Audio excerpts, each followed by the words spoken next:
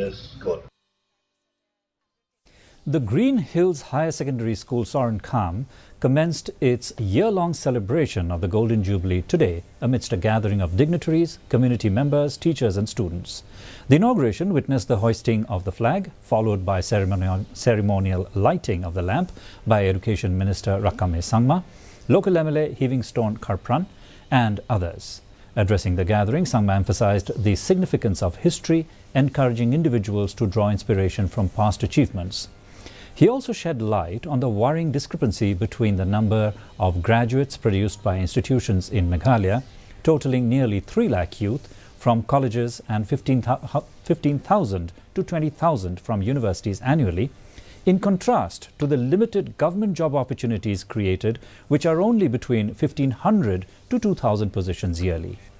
The minister urged the youth not to be disheartened by these statistics, but rather to consider alternative sectors beyond government employment.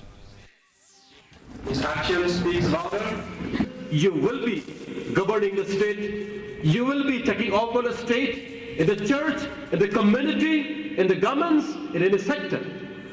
Therefore, my dear students, the great challenge is coming ahead of you. You must face the challenges.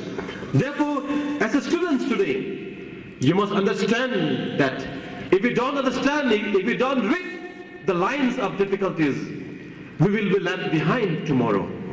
Therefore, today, I would give the challenge to my young students. No IAS in Meghalaya. These lines must inspire you. Instead, demoralizing you, they should inspire and challenge your heart, my dear students. The northeastern states have witnessed all-round development